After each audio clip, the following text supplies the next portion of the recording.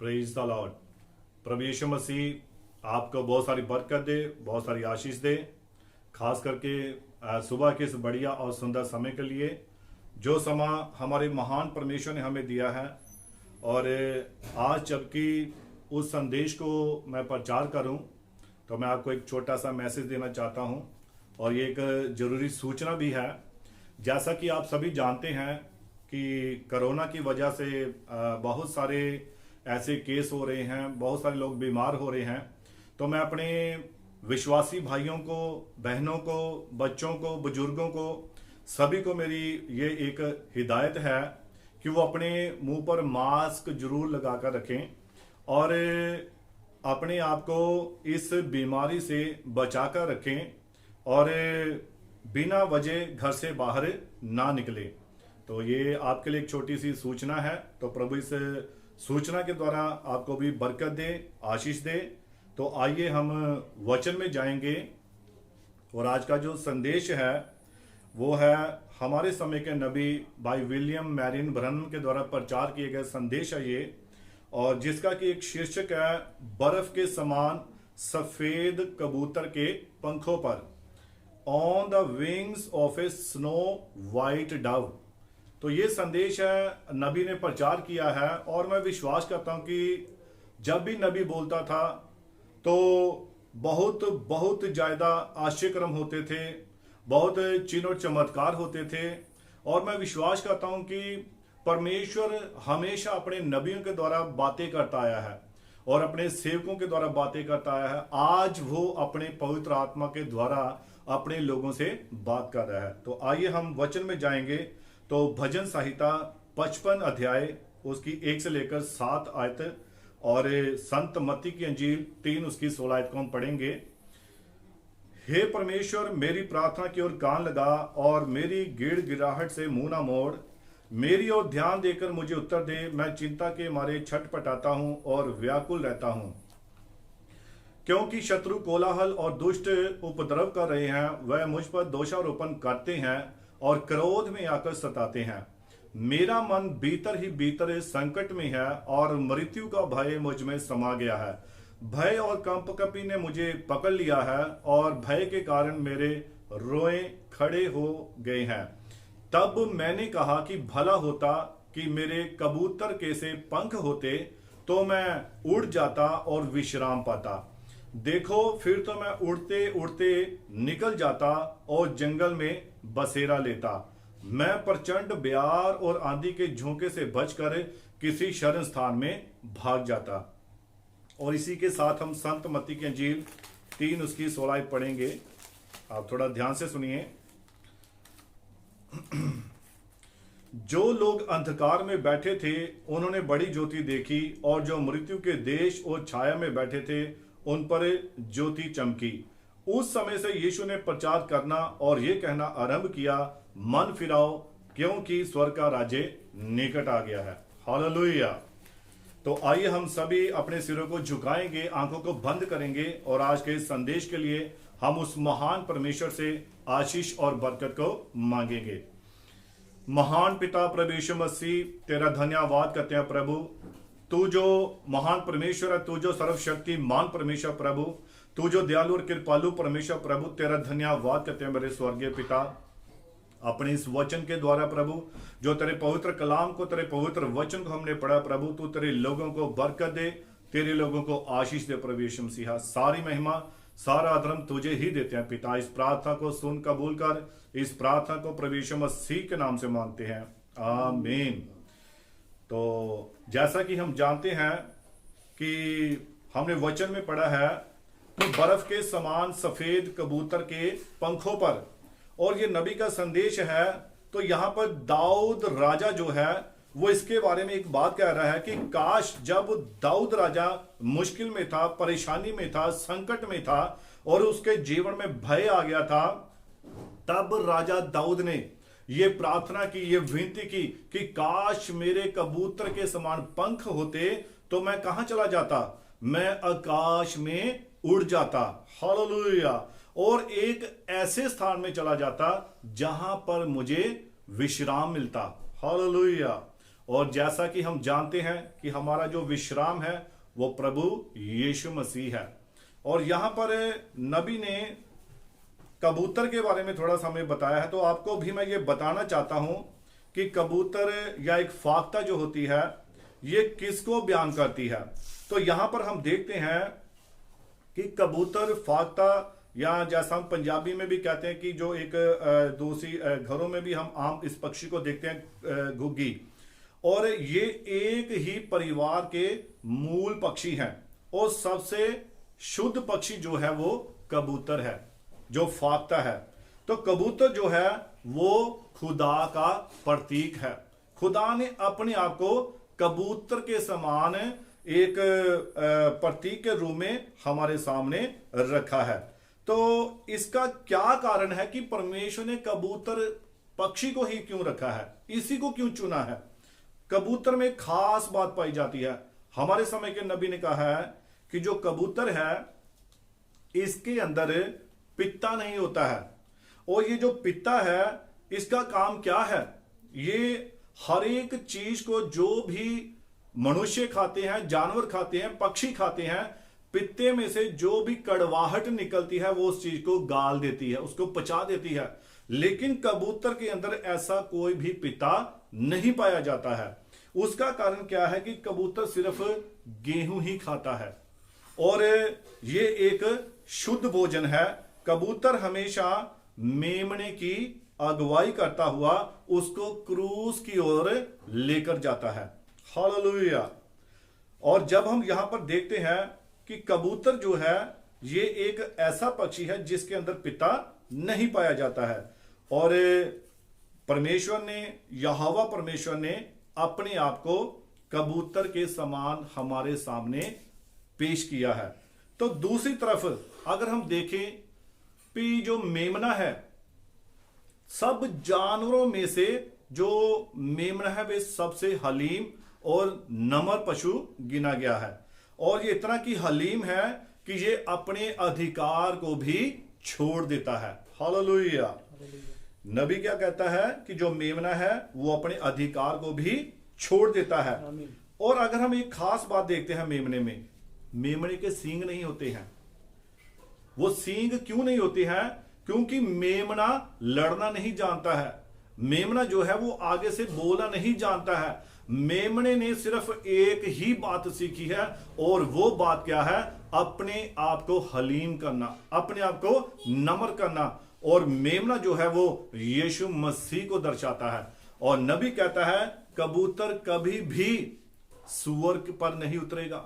कबूतर जो है वो किसको बयान कर रहा है? कबूतर जो है वो पवित्र आत्मा को बयान कर रहा है। और कबूतर जो है हमेशा किसके ऊपर उतरता है? मेमने के ऊपर उतरता है। Hallelujah, hallelujah, hallelujah. कबूतर किसके ऊपर उतरता है? मेमने के ऊपर। और मेमना कौन है? मेमना प्रभु यीशु मसीह है, जो खुदा का पुत्र है। और जब हम देखते हैं कि कबूतर कभी भी ऐसे जानवर पर नहीं उतरता है जो दोगला हो।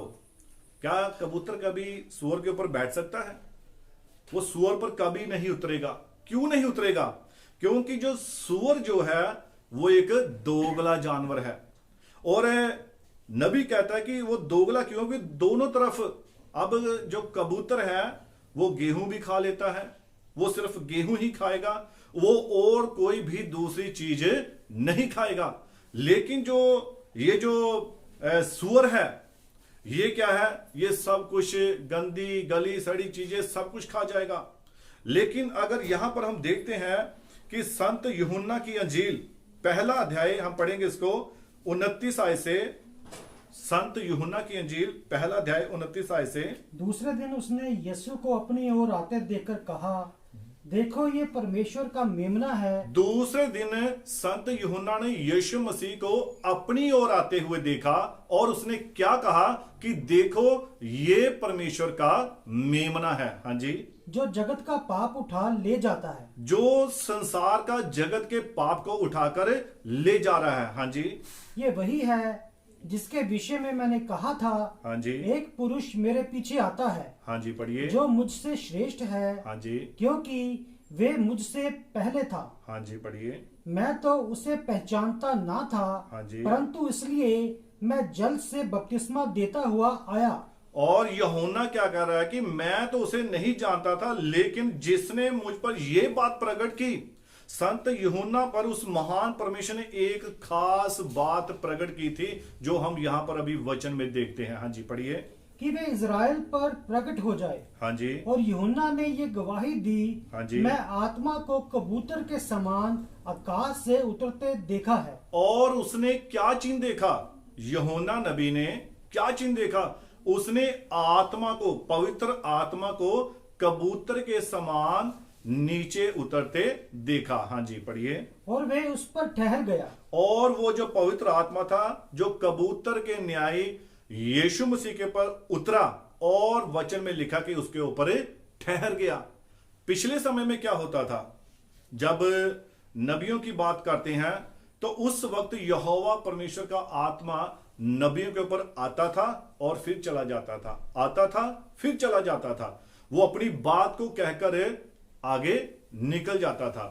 लेकिन यहां पर संत यूहन्ना को जो परमेश्वर ने जो चिन्ह दिया था कि जिसके ऊपर तू कबूतर की न्यायी पवित्र आत्मा को उतरते हुए देखे, और उस पर जब वो पवित्र आत्मा उतरेगा और उसके ऊपर ठहर जाएगा। अब पवित्र आत्मा यहां पर उतरा और यहां पर ठहर गया।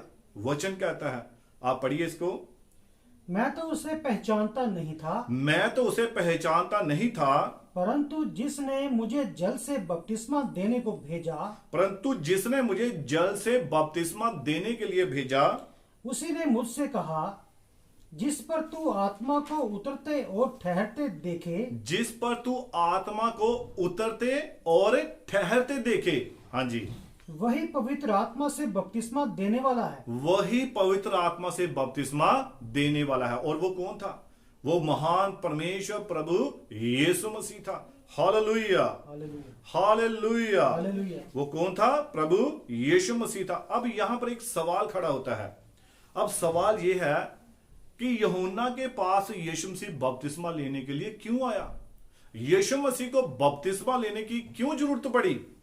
अब यहां पर ये एक बहुत बड़ा सवाल है, ये क्वेश्चन है कि यीशु को बपतिस्मा क्यों लेना पड़ा। तो हमारे समय के नबी भाई विलियम मैरियन ब्रानम ने बताया है कि जो यीशु मसीह था, जब पानी में ये उतरा और संत यूहन्ना पानी के अंदर था और यीशु मसीह उसके पास बपतिस्मा लेने के लिए आया, तब वहां पर दोनों में बातचीत हुई। यीशु मसीह अपने आप को हलीम कर रहा था, यूहन्ना अपने आप को हलीम कर रहा था। वो क्या कह रहा था यूहन्ना कि नहीं, मुझे तो तुझसे बपतिस्मा लेने की जरूरत है और तू मेरे पास आया है। तो यीशु मसीह ने उसको क्या कहा कि इस वचन को इसी प्रकार पूरा होने दे। हालेलुया। हम इसको पढ़ेंगे संत मत्ती की इंजील 3 अध्याय उसकी 13 ऐसे पढ़ेंगे। मैं यहां पर आपको थोड़ा बताना चाहता हूं। संत मत्ती की इंजील 3 उसकी 13। अभी हमने पहले पढ़ा था इसको।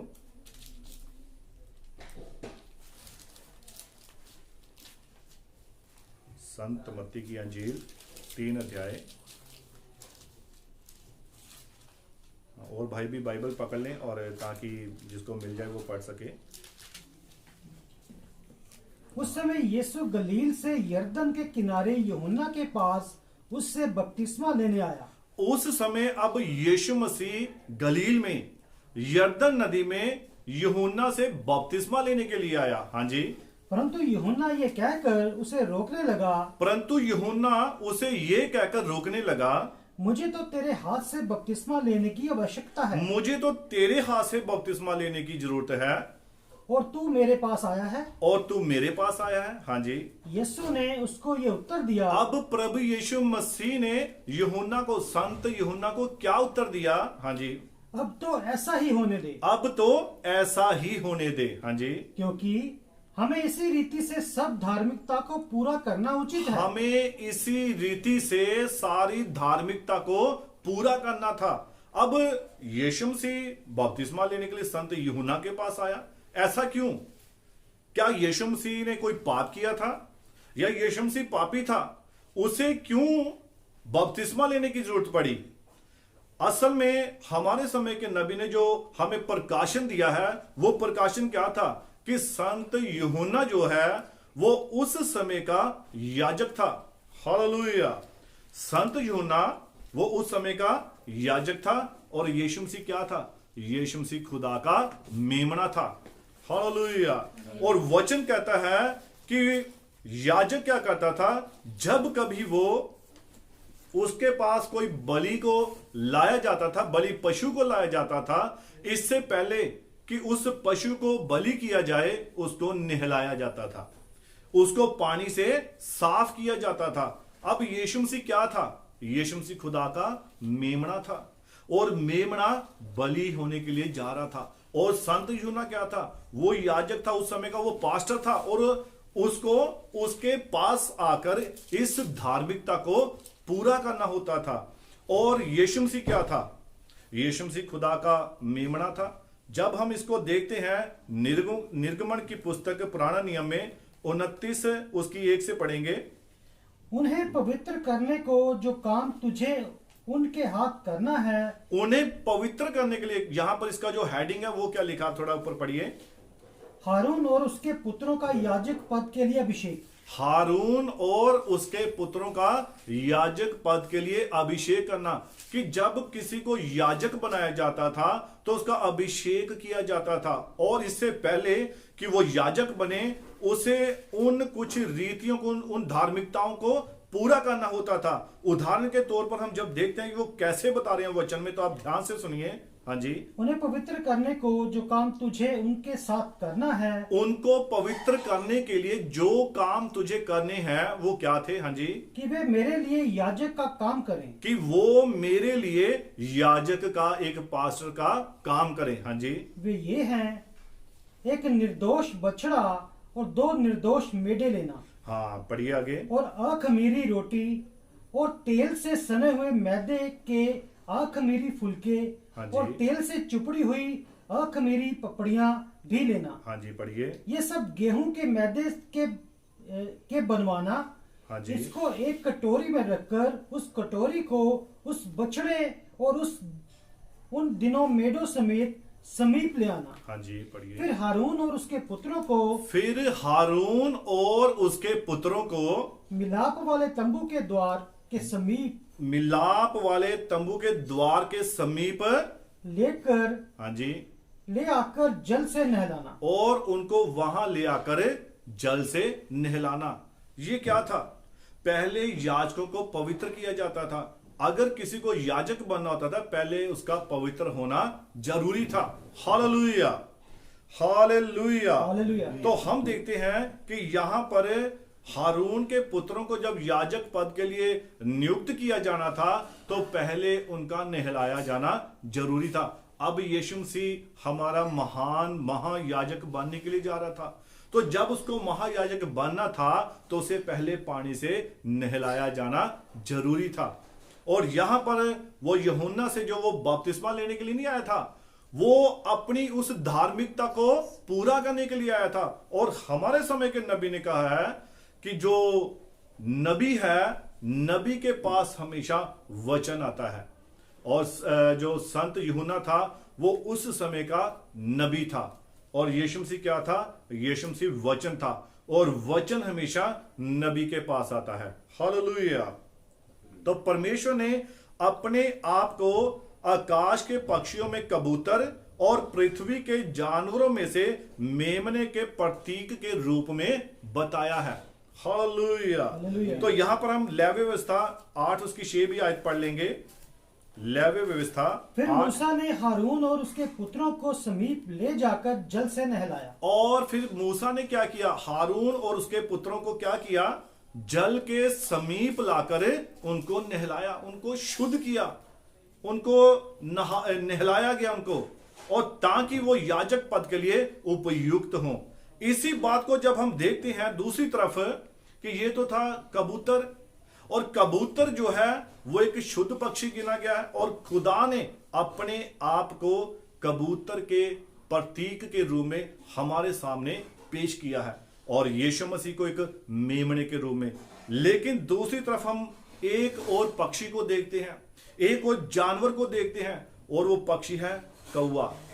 ये कौवा जो है, नबी कहता है कि ये एक पाखंडी पक्षी है, ये एक दोगला पक्षी है, और इस पक्षी में दोगलापन पाया जाता है।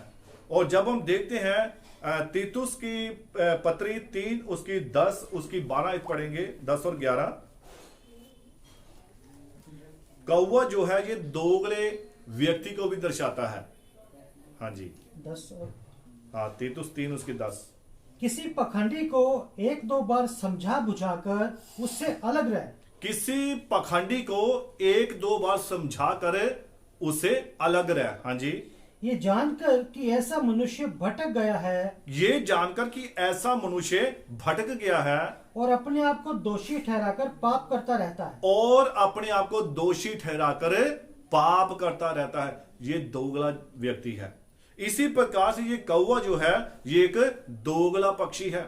आप जानते हैं कि जब हम वचन में पढ़ते हैं तो नूह नबी के पास खुदा ने एक वाचा दी थी, उसको उसने एक चिन्ह दिया था कि मैं पृथ्वी के ऊपर बारिश को भेजूंगा।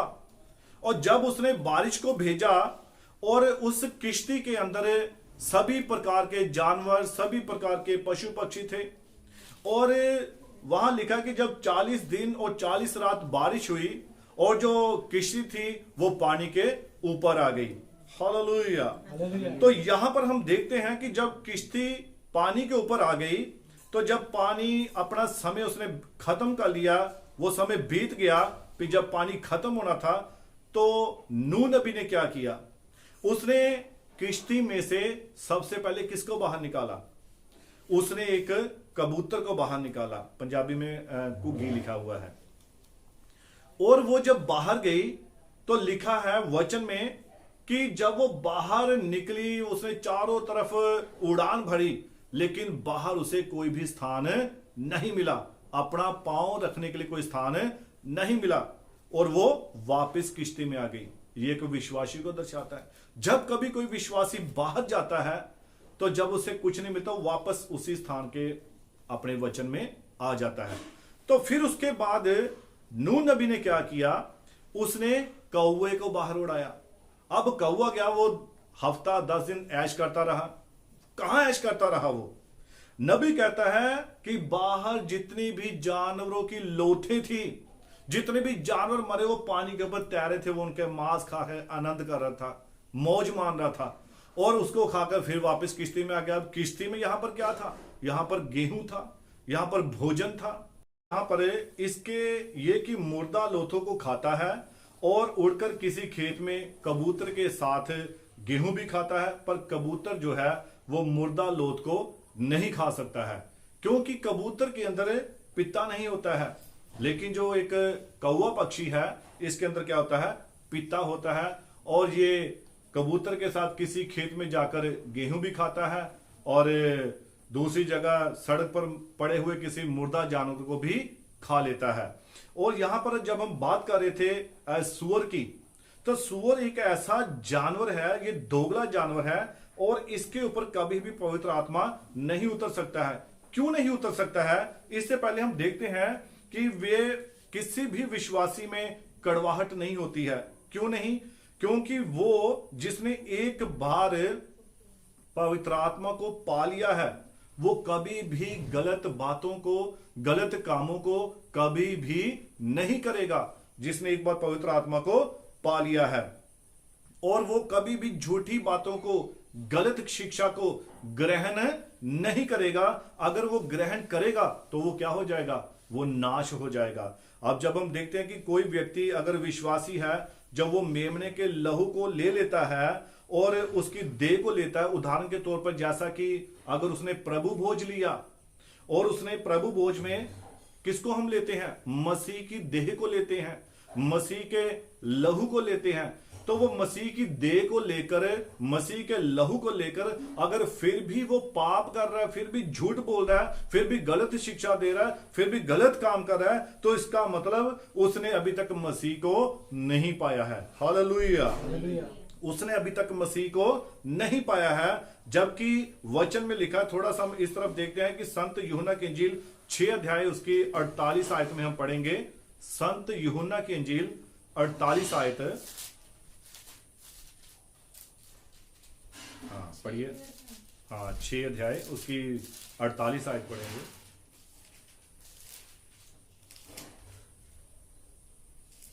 जीवन की रोटी मैं हूँ। अब यीशु मसीह क्या कह रहा है कि जीवन की रोटी मैं हूं। हाँ जी, तुम्हारे बाप दादों ने जंगल में मन्ना खाया और मर गए। तुम्हारे बाप दादों ने जंगल में मन्ना खाया और क्या हो गए? मर गए। हाँ जी, ये वह रोटी है जो स्वर्ग से उतरती है, और ये वो रोटी है जो स्वर्ग से उतरती है। हाँ जी, ताकि मनुष्य उसमें से खाए ताकि मनुष्य जो है वो उसमें से खाए और ना मरे। और ना मरे। यानी कि अगर कोई विश्वासी अपने आप को विश्वासी कहता है कि हम मसीह को मानते हैं, हम मसीह को फॉलो करते हैं, हम मसीह की शिक्षाओं के अनुसार चलते हैं, हमने प्रभु बोझ लिया है, हमने ये किया, हमने वो किया, लेकिन अगर फिर भी उसके जीवन में या उसकी बातों में, उसके करैक्टर में कोई कमी पाई जाती है जो बातें वचन के खिलाफ है, तो अभी तक उसने मसीह को नहीं जाना है, अभी तक उसने मसीह को स्वीकार किया ही नहीं है। वो कहता है कि मैंने प्रभु बोझ भी लिया है। तो हम देखते हैं कि यीशु मसीह तो कहता है कि जो स्वर्ग से उतरी रोटी वो मैं हूं। हाँ जी, पढ़िए। और जो रोटी मैं जगत के जीवन के लिए दूंगा वह मेरा मांस है। और जो रोटी मैं जगत के जीवन के लिए दूंगा वो मेरा मांस है। यीशु मसीह अपना मांस हमें खाने के लिए दे रहा है। तो वो मांस क्या है? ये मसीह की देह है, ये उसका वचन है। संपूर्ण वचन ही मसीह है। परमेश्वर की सारी संपूर्णता जो है वो मसीह में वास करती है। हाँ जी, पढ़िए। इस पर यहूदी ये कहकर आपस में झगड़ने लगे, और इस पर यहूदी ये कहकर आपस में झगड़ने लगे ये मनुष्य कैसे हमें अपना मांस खाने को दे सकता है। कि ये मनुष्य कैसे हमें अपना मांस खाने को दे सकता है। यीशु ने उनसे कहा, यीशु ने उनसे क्या कहा? ध्यान से सुनिए। हाँ जी। मैं तुमसे सच सच कहता हूँ, मैं तुमसे सच सच कहता हूँ कि जब तक तुम मनुष्य के पुत्र का मांस ना खाओ, जब तक तुम मनुष्य के पुत्र का, वो कौन है मनुष्य का पुत्र? वो यीशु मसीह है। जब तक तुम मनुष्य के पुत्र का मांस ना खाओ और उसका लहू ना पियो, तुम में जीवन नहीं। तुम में जीवन नहीं है। जीवन क्या है?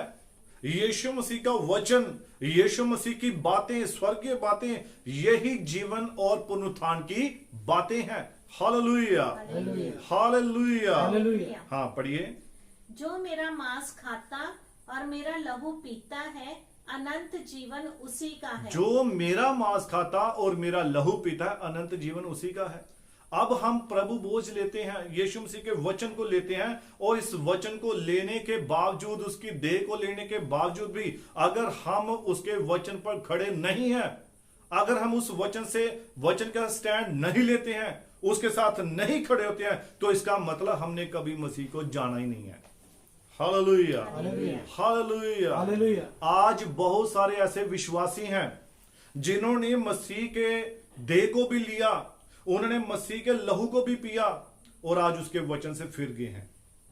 उन्होंने उसके वचन को ग्रहण नहीं किया। तो नबी कहता है इससे अच्छा तो यही होता कि इनके गले में क्या डाल देते? चक्की का पाट डाल देते। और कहां पर डाल देते? समुद्र की गहराई में। हालेलुया। ताकि ये किसी दूसरे के लिए ठोकर का कारण ना बने। यहां पर हम देखते हैं इब्रानिया 4 उसकी 6 में पढ़ते हैं। जब इब्रानियों की पुस्तक 4 अध्याय उसकी 6 आयत में पढ़ेंगे, नया नियम में है ये, इब्रानियों की पुस्तक 4 अध्याय उसकी 6 आयत।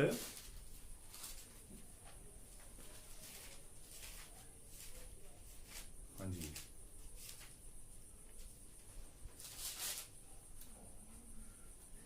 तो जब ये बात बाकी है कि कितने और हैं जो उस विश्राम में प्रवेश करें और जिन्हें उसका सुसमाचार पहले सुनाया गया। इब्रानिया 4:6। हाँ जी, पढ़िए। उन्होंने आज्ञा ना मानने के कारण, 6 उसकी 4 पढ़ेंगे। इब्रानी 6 उसकी 4। क्योंकि 7वें दिन के विषय में उसने कहीं यूं कहा है। नहीं, इब्रानी 6 उसकी 4 आई से 6 अध्याय उसकी 4 आई। क्योंकि जिन्होंने एक बार ज्योति पाई है और जो स्वर्गीय वरदान का स्वाद चख चुके हैं। हाँ, क्योंकि जिन्होंने एक बार ज्योति पाई है और स्वर्गीय वरदान का स्वाद चख चुके हैं और पवित्र आत्मा के भागी हो गए हैं। और पवित्र आत्मा के भागी भी हो गए हैं। और परमेश्वर के उत्तम वचन का और आने वाले युग की सामर्थ्य का स्वाद चख चुके हैं। और परमेश्वर के उत्तम वचन का और आने वाली युग की भी सामर्थ का स्वाद चख चुके हैं। हाँ जी। यदि वे भटक जाएं तो उन्हें मन फिराव के लिए फिर नया बनाना अनहोना है। और यदि ऐसे लोग भटक जाएं तो उन्हें फिर दोबारा मन फिराव के लिए वापस विश्वास में लाना अनहोना है। अब ऐसे बहुत सारे लोग हैं जो वचन को सुनते हैं, वचन को ग्रहण भी कर लेते हैं, लेकिन फिर भी नबी कहता है वचन से वो फिर जाते हैं। हालेलुया। ऐसे लोग जो कहते हैं कि हमने पवित्र आत्मा को पाया है, हमने पवित्र आत्मा के भागी हुए हैं, तो नबी कहता है कि आज जगत में बहुत सारे लोग कहते हैं कि मैंने पवित्र आत्मा पाया है। तो नबी कहता है कि कई बार जो लोग जब दुआ में बैठते हैं तो वो कहते हैं कि हमें पवित्र आत्मा ने टच किया, हमें पवित्र आत्मा ने छू लिया, हमारे शरीर में से एक झुंझरी निकली है, हमें कंप कपाहट हुई है। तो नबी कहता है ये बात सच है कि आपको पवित्र आत्मा ने छू लिया है, आपको पवित्र आत्मा ने टच किया है। नबी कहता है कि ये 101% बात ये सही है, लेकिन ये बात तब 101% सही है जब आपका जीवन इस वचन के अनुसार भी प्रकट हो। हालेलुया। बहुत सारे लोग क्या कहते हैं हमने पवित्र आत्मा पा लिया, मुझे पवित्र आत्मा ने टच किया। तो नबी कहता अगर आपका जीवन नहीं बदला, अभी भी वो पहले वाली बातें हैं, 20 साल पुरानी बातें हैं, 15 साल पुरानी बातें हैं, 10 साल पुरानी बातें हैं, वही व्यवहार है, वही बातें हैं, तो नबी कहता फिर अभी तक आपको पवित्र आत्मा ने टच नहीं किया, बल्कि वहां पर किसी और ही आत्मा ने टच किया है, क्योंकि अभी तक आपके स्वभाव में कोई भी बदलाव नहीं आया है। Hallelujah, hallelujah. आप ये कह सकते हैं कि खुदा ने आपको कौवा से कबूतर बना दिया है। आप ये कह सकते हैं कि उस महान परमेश्वर ने, हम भी पहले यही थे, लेकिन खुदा ने जब अपना महान पवित्र आत्मा दिया तो उसने हमारे स्वभाव को क्या कर दिया, चेंज कर दिया, बदल दिया, और हम मसीह में क्या बन गए, हम मसीह में एक नई सृष्टि बन गए। पुरानी सारी बातें बीत गई, पुराने सारे ख्यालात बीत गए, सब कुछ यीशु मसीह ने नया कर दिया। जैसा कि आप जानते हैं कि यशायाह की पुस्तक 43 अध्याय उसकी 18 और 19 आयत में क्या लिखा है। वचन कहता है कि तू अपनी सारी पिछली बातों को भूल जा, उन्हें स्मरण ना कर, उनसे तू दुख मत उठा, अब देख मैं तेरे लिए सब कुछ नया करने जा रहा हूं। हालेलुया। जब उस महान परमेश्वर ने हमारी जिंदगी में सब कुछ नया कर दिया है तो हमें किस बात की चिंता करने की जरूरत है। हालेलुया। तो सूअर के बारे में देखें कि सूअर पर कभी भी कबूतर नहीं बैठेगा। ऐसे लोगों के ऊपर, दोगले लोगों के ऊपर कभी भी पवित्र आत्मा नहीं उतरेगा, जो अपने स्वभाव में पहले बात तो चर्च में भी जाएंगे, ये करेंगे, वो करेंगे, लेकिन उनके जो काम है, उनकी जो बातें हैं वो प्रकट करती हैं कि अभी तक उन्होंने पवित्र आत्मा नहीं पाया है, अभी तक उनके ऊपर वो पवित्र आत्मा नहीं उतरा है, अभी तक उनका स्वभाव वैसा ही है, वो फिर अपनी मन घड़त बातें ही बोलते हैं। तो उनका स्वभाव, क्योंकि उनका स्वभाव मेमने के जैसा नहीं हुआ, उनका स्वभाव अभी भी पहले ही जैसा है। हालेलुया। तो यहां पर देखते हैं व्यवस्था विवरण 14 उसकी 8 आयत को पढ़ेंगे। कि जो सूअर है, सूअर के ऊपर क्यों नहीं पवित्र आत्मा उतरता है भाई। हालेलुया। तो यहां पर देखते हैं कि व्यवस्था विवरण में जानवरों के बारे में बताया कौन से जानवर शुद्ध हैं और कौन से जानवर अशुद्ध हैं। तो यहां पर लिखा है जो जानवर जुगाली करते हैं और जिनके जो खुर हैं वो फटे हुए हैं, ये जानवर शुद्ध हैं, इनको व्यक्ति मनुष्य जो है अपने उपयोग में ला सकता है। हालेलुया। लेकिन जो जानवर जिसके खुर बंद हैं और वो जुगाली नहीं करता है, वो आपके लिए अशुद्ध है, आप उनको उपयोग में नहीं ला सकते हैं। हालेलुया। हालेलुया। तो सूअर के बारे में क्या है? सूअर में क्या है कि इसके खुर तो फटे हुए हैं, लेकिन बाइबल कहती है, खुदा का वचन कहता है कि ये जुगाली नहीं करता है। ये क्या करता है? जो कुछ भी खाता है, जो भी आ जाता है, आने दो कुछ भी, चाहे वो गलत शिक्षा है, वो चाहे डिनोमिनेशन है, चाहे कुछ भी है, आने दो, वो सब कुछ अपने पेट में इकट्ठा करता रहता है और वो उसकी जुगाली नहीं करता है, उसके ऊपर मनन नहीं करता है मैं क्या सुन के आया हूं चर्च में, मैंने आज प्रचार में क्या सुना है। वो इसके ऊपर कोई मनन नहीं करता है, वो इसके ऊपर कोई विचार नहीं करता है। क्यों? क्योंकि उसके अंदर जुगाली करने वाला गुण नहीं है। आप इसको पढ़िए 8 आयत में। फिर सुअर जो चिरे खुर का तो होता है। अब जो सूअर जो है, इसके जो खुर जो है वो चिरे हुए तो होते हैं, लेकिन ये जुगाली नहीं करता है। हाँ जी पढ़िए। परंतु पागुर नहीं करता। परंतु पागुर यानी कि जुगाली नहीं करता है। अब ऐसे बहुत सारे विश्वासी हैं जो चर्च जाते हैं, वहां पर सेवा भी करते हैं, वहां पर बहुत कुछ करते हैं, लेकिन कभी भी उस वचन के ऊपर मनन नहीं करते हैं, उस वचन के ऊपर ध्यान नहीं करते हैं कि हमने क्या सुना है, हम क्या लेकर आ गए हैं। आप जानते हैं कि जो बाकी जानवर जो हैं, जैसे गाय हैं, बैल, बकरी, ये घोड़ा, ये सब जुगाली करते हैं। जब जुगाली करते हैं तो इनके मुंह से जो झाग निकलती है वो क्या होती है? वो जब एक बार में सब कुछ खा लेते हैं, उसके बाद वो आराम से बैठ जाते हैं, फिर धीरे धीरे वो जुगाली करना शुरू करते हैं और उनके जो झाग निकलती है वो क्या, वो सारी कड़वाहट जो है बाहर आ जाती है। अगर कोई जहरीली वस्तु उन्होंने खाई है या निकल चुके हैं तो वो उस झाग के रूप में बाहर आ जाती है। तो इसी प्रकार से ये वो व्यक्ति है, जब एक सच्चा व्यक्ति जिसने पवित्र आत्मा पाया वो वचन को सुनता है, फिर वो उसके ऊपर मनन भी करता है और उसके ऊपर विचार करता है और फिर उस वचन के अनुसार अपने जीवन को गुजारता भी है। उस व्यक्ति के ऊपर पवित्र आत्मा उतरेगा। Hallelujah, hallelujah, hallelujah. हालेलुया। तो नबी यहां पर एक बात और बता रहा है कि एक रोबिन चिड़िया थी रोबिन चिड़िया, जिसकी जो छाती बिल्कुल लाल हो चुकी थी, और नबी कहता है कि इसकी छाती लाल कैसे हो गई। और ये रोबिन चिड़िया, इससे पहले कि इसकी जो छाती लाल होती, ये एक भूरे रंग की चिड़िया थी।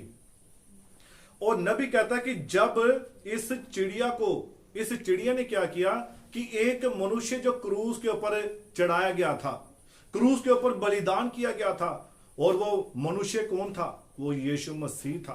और नबी कहता है कि ये चिड़िया वहां पर गई और क्या कर रही थी इसने जाकर अपनी छोटी चोंच से क्या किया?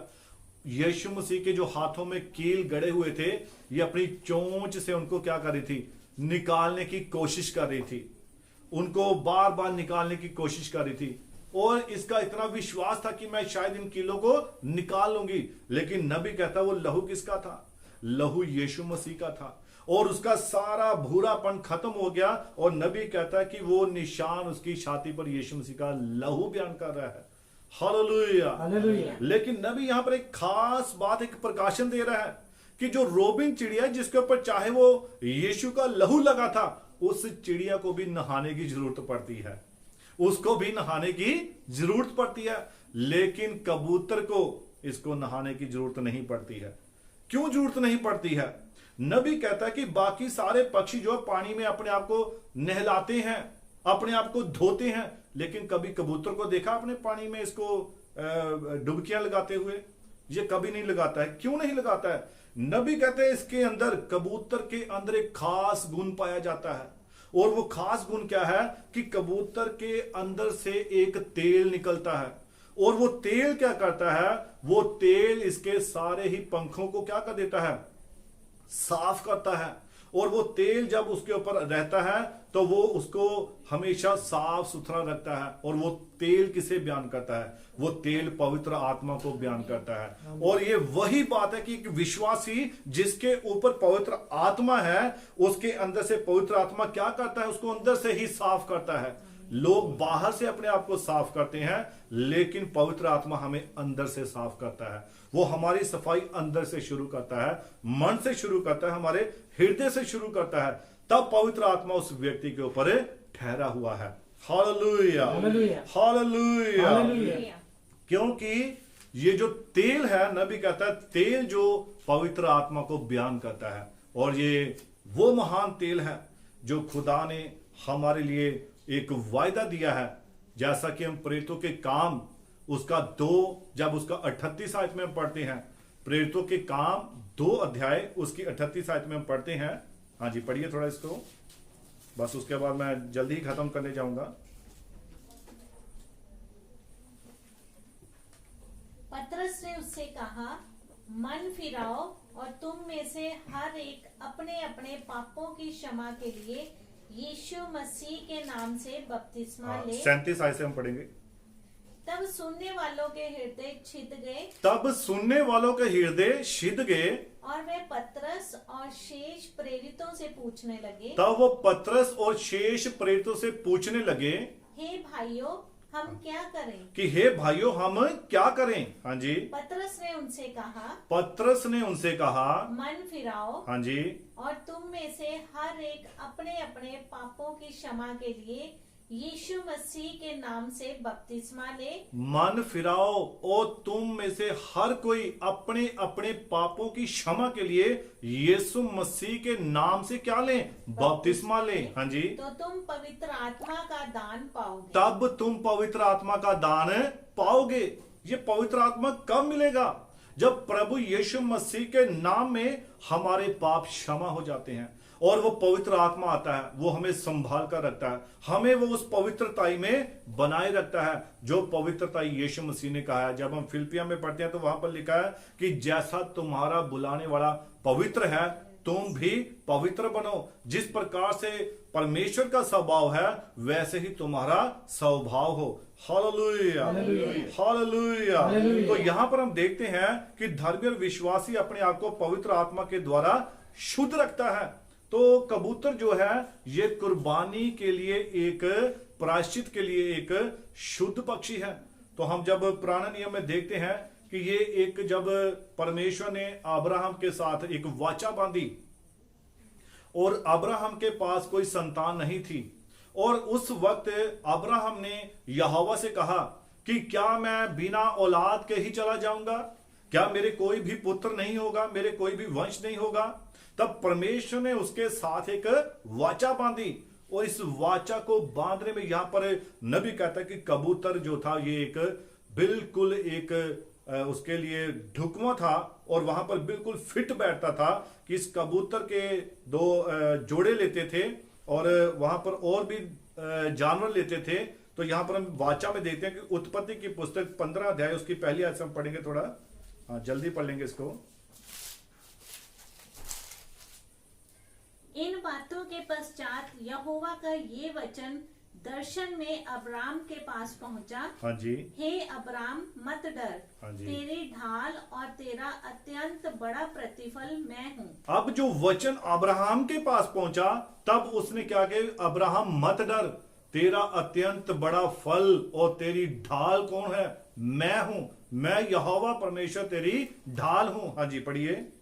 अब्राम ने कहा, हे प्रभु यहोवा, मैं तो निर्वंश हूँ और मेरे घर का वारिस ये दमिश्क वासी एलिएजर होगा। तो अब्राहम ने खुदा से क्या कहा कि हे यहोवा, देख मैं तो निर्वंश हूं, मेरे कोई भी संतान नहीं है, और मेरे घर का वारिस क्या ये दमिश्की होगा, एलिएजर होगा। हाँ जी, अतः तू मुझे क्या देगा? हाँ जी, और अब्राम ने कहा, मुझे तो तूने वंश नहीं दिया, हाँ जी, और पढ़िए। क्या देखता हूँ कि मेरे घर में उत्पन्न हुआ एक जन मेरा वारिस होगा। हाँ जी, तब यहोवा का ये वचन उसके पास पहुंचा, ये तेरा वारिस ना होगा, हाँ जी। तेरा जो निज पुत्र होगा हाँ, वही सात तेरा ऐसे वारिस पढ़िए, है। 7 तब ऐसे। उसने उनसे कहा, मैं वही यहोवा हूँ। उत्पत्ति की 15 अध्याय उसकी 9 और 10 आयत को पढ़ेंगे। यहोवा ने उससे कहा, मेरे लिए 3 वर्ष की एक कलोर और 3 वर्ष की एक बकरी हाँ जी। और 3 वर्ष का एक मेढ़ा हाँ और जी। एक पिंडुक और कबूतर का एक बच्चा ले। और कबूतर का एक बच्चा ले। हाँ जी, इन सबों को लेकर उसने बीच में 2 टुकड़े कर दिया। और इन सबों को लेकर उसने बीच में से क्या कर दिया? 2 हर एक जानवर जो लिए गए थे उन सभी को उसने 2-2 टुकड़े कर दिया, लेकिन कबूतर के उसने टुकड़े नहीं किए। हाँ जी, पढ़िए। और टुकड़ों को आमने सामने रखा, हाँ जी। पर चिड़ियों के उसने टुकड़े नहीं किए। पर चिड़ियों के उसने टुकड़े नहीं किए। और ये पवित्र आत्मा है जो उसके वहां पर उस वक्त अपनी गवाही दे रहा है, जो वाचा परमेश्वर ने उसके साथ बांधी है। अब ये वाचा क्या दर्शाती है? जैसे हम नबी कहता है कि पुराने समय में चाइना में भी एक वाचा बांधने का एक तरीका था, और वो तरीका क्या था कि जब किसी धोबी के पास कपड़े धोने के लिए दिए जाते थे तो वो क्या करता था, वो कागज का एक टुकड़ा लेता था, आधा टुकड़ा उसे देता था और आधा टुकड़ा अपने पास रखता था। और जब कभी हफ्ते बाद, महीने बाद, 2 महीने बाद वो व्यक्ति आता था तो वो टुकड़ों का मिलान करता था।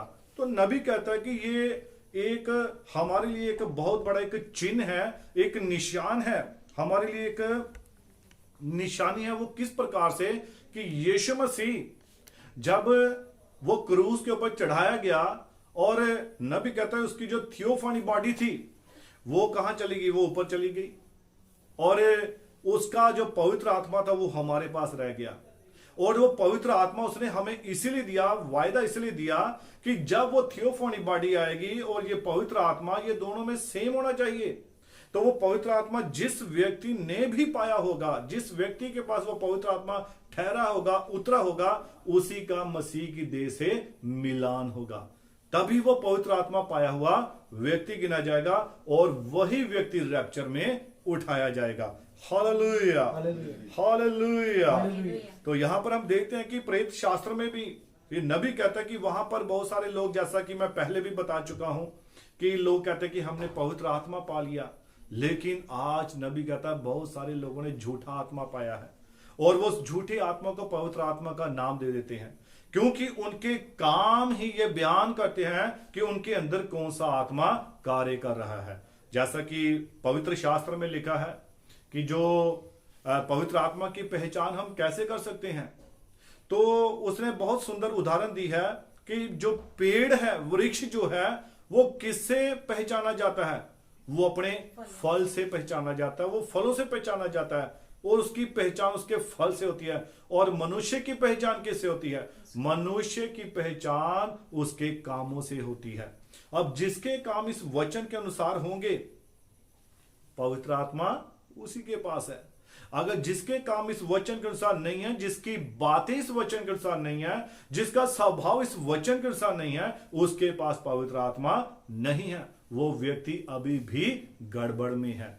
तो प्रभु यीशु मसीह, हम जानते हैं कि वो अपने इस वचन के द्वारा अपने लोगों की अगुवाई कर रहा है। जिस प्रकार से राजा दाऊद कह रहा है कि काश मेरे पास कबूतर से पंख होते, काश मेरे पास पवित्र आत्मा होता, तो मैं सीधा स्वर्ग में रैप्चर में चला जाता। आज अगर दुल्हन ने, मसीह के लोगों ने रैप्चर में जाना है, तो हमें उन खंभों की, उन पंखों की जरूरत है जो पवित्र आत्मा के हैं। नया और पुराना नियम, हमारे पास इस नियम का उकाब के 2 पंख होने जरूरी है, तभी हम यहोवा परमेश्वर के पास, उस यीशु मसीह के पास मिलने के लिए जा सकते हैं। और हमारा स्वभाव बिल्कुल बदल जाता है जब पवित्र आत्मा हमारे जीवन में आ जाता है।